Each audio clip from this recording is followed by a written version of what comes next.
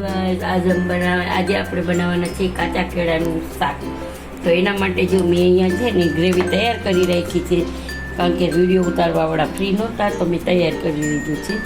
તો ત્રણ ચાર કાજુ છે અને આટલી તીખી સેવ હતી તો એ મેં નાખી છે, લસણની ચટણી નાખી છે ને બી એ બધા એનું આપણે પેસ્ટ કરી છે. તો એ પેસ્ટ આપણે અહીંયા રાખી દઈએ અને અહીંયા મેં કેળાને છોલી અને નાના નાના પીસ કરી લીધા છે. તો પાણીમાં રાખશું એટલે કાળા ન પડે. તો હવે આપણે પાણી 2 ચમચા મેં તેલ મૂકી દીધું છે. તો હવે આપણે એમાં તજ, લવિંગ અને એક સૂકું મરચું નાખશું, જીરું નાખશું, થોડીક રાઈ નાખશું, એક નાની ચમચી આપણે હિંગ નાખશું. તો આમાં તમે ડુંગળીનો વઘાર કરવો હોય તો ડુંગળી ઝીણી ઝીણી સમારી અને પહેલાં વઘારી શકો. અને મેં ટમેટું આમાં પીસી જ લીધું છે.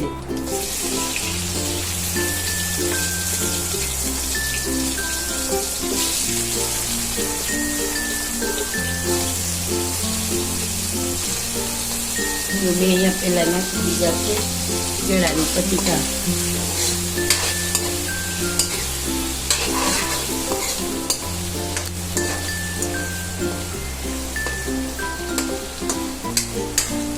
થોડાક સોસડા છે ને પછી આપણે નાખવું આ પેસ્ટ. પેલા નાખી દેવાનું. તો જો હવે આપણા કેળા એકદમ તેલમાં સોસડી લીધા છે. તો હવે આપણે આ પેસ્ટ છે ને એનામાં નાખી દઈશું. મેં આમાં ટમેટોય નાખ્યું છે, મેં એકવાર કીધું પણ કદાચ મારાથી ભૂલાઈ ગયું હોય તો હવે આપણે છે ને આ પેસ્ટને આમાં જ કરી લઈશું. તેલમાં એકદમ સરસ રીતે ગ્રેવીને સોસડી લઈશું એટલે આ કેળામાં એકદમ સરસ રીતે લાગી જાય.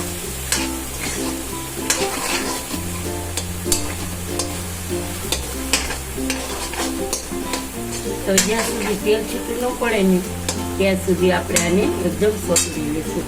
મેં હળદર નથી નાખી તો થોડીક હળદર નાખી દઈએ આપણે.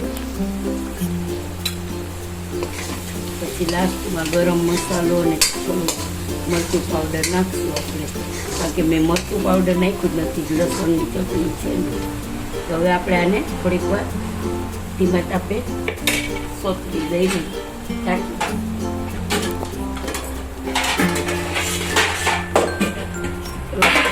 દઈશું ને પછી આપણે મરચું પાવડર નાખી દઈએ છીએ, ધાણા જીરું નાખશું અને જરાક જેટલો ગરમ મસાલો. અને હવે છે ને આપણે એને ચલાવી લેશું ને પછી આપણે નાખશું થોડુંક શાક એટલે પાણી એટલે થોડોક રસો હશે ને તો મજા આવશે ખાવાની. તો આ જે ગ્રેવીવાળું હતું ને એ જ મેં લઈ લીધું છે.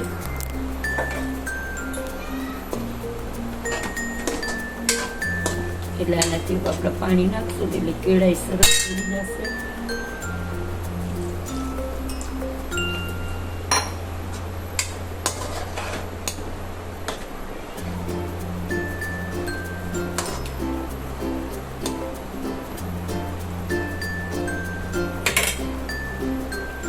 આપણે પાછું એને ઢાંકી દઈશું અને ઓઇલ રિલીઝ થાય ત્યાં સુધી આપણે રાખશું. હવે આપણે આમાં સ્વાદ અનુસાર નિમક નાખશું, કારણ કે લસણની ચટણીમાં હોય એટલે મારે થોડુંક ઓછું નાખવાનું રહેશે. તમે એમને એમ કચરીને નાખો તો એ પ્રમાણે સ્વાદ અનુસાર નાખી દેવાનું. હવે આપણે આને ઢાંકી દઈશું, સરસ રીતે ચડી જશે. ગાઈસ આપણે જોઈ લઈ કે આપણું શાક તૈયાર છે. તો જુઓ આપણું ઓઇલ છે એકદમ રિલેક્સ થઈ ગયું છે. તો હવે આપણે એમાં 1 ચમચી જ ખાંડ જરાક જ નાખી છે અને 1 લીંબુનો રસ નાખી દઈશું, અડધા ફાડાનો. ટમેટાના અને બધાની ખટાશને બેલેન્સ ગળાશને બધાની ખટાશને ગળાશને બધું એકદમ સરસ થઈ જાય અને બેલેન્સ જળવાઈ જાય. એ માટે આપણે અડધું જ લીંબુ નાખવું છે, કારણ કે ટમેટાની ખટાશ તો હશે જ. તો હવે જુઓ તમે આપણા કેળા ચડી ગયા છે, જોઈ લઈ. તો હા એકદમ સોફ્ટ થઈ ગયા છે. હવે આપણે 2 મિનિટમાં ખાંડ નાખી છે ને જરાક રહેવા દઈશું.